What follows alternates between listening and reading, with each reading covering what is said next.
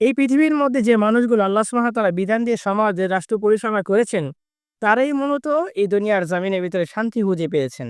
তাই আসুন আমরা আল্লাহ সুবহানাহু ওয়া তাআলা বিধান দিয়ে যারা সমাজের রাষ্ট্র পরিচালনা করব, তাদের পক্ষে মূলত আমরা থাকব। তবে আসুন, আমরা কাদের পক্ষে মূলত আমরা বেছে নেব একেবারে খেয়াল করি। রব্বুল আলামিন কোরআন কারীমের ভিতরে স্পষ্ট ভাষায় বললেন, "তোমরা সৎ লোকের সঙ্গী হও এবং অসৎ লোক থেকে মূলত তোমরা দূরে থাকো।" কাউকে যদি পছন্দ করো, আল্লাহর জন্য পছন্দ করো, কাউকে যদি ঘৃণা করো, আল্লাহ সুবহানাহু ওয়া তাআলার জন্য মূলত ঘৃণা করার কথা বলা হয়েছে।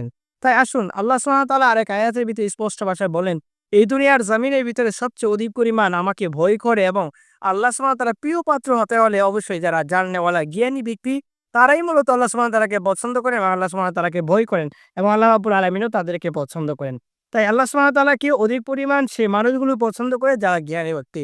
আর জ্ঞানী ব্যক্তির অন্যতম একটি জ্ঞানী ব্যক্তি হচ্ছে উলামায়ে কেরামগণ। সেই উলামায়ে কেরামের দলের অন্তর্ভুক্ত আমরা হই। কেননা উলামায়ে কেরাম ছাড়া যদি আমরা অন্যান্য মানুষের যদি দলের অন্তর্ভুক্ত হয়ে যাই, যাদের ভিতরে কোরআন, সুন্নাহ, ইজমা, কিয়াসের জ্ঞান থাকবে না, তাদের দলের অন্তর্ভুক্ত যদি আমরা থাকি তাহলে একবার ভেবে দেখা আমাদের উচিত যে আমাদের জীবনটা কিভাবে আমরা পরিচালনা করছি।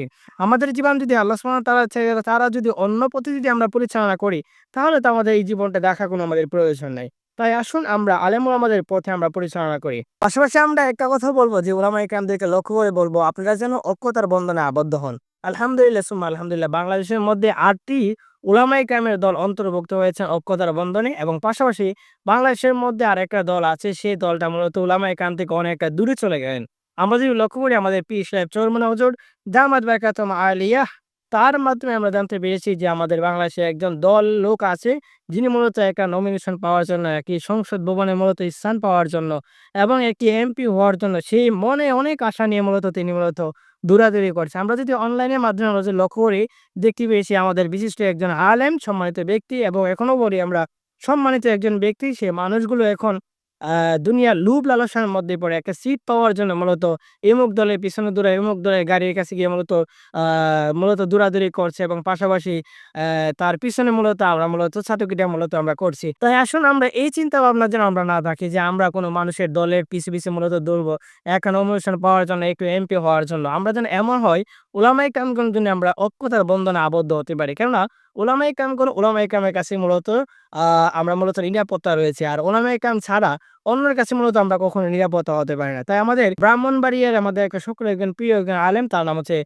মরহুম জুবায়ের আহমদ আনসারী রহমাতুল্লাহি আলাইহি। তিনি বলেছিলেন, "তুতা পাখিকে চিনে আর একজন আলেম আলেমকে চিনে।"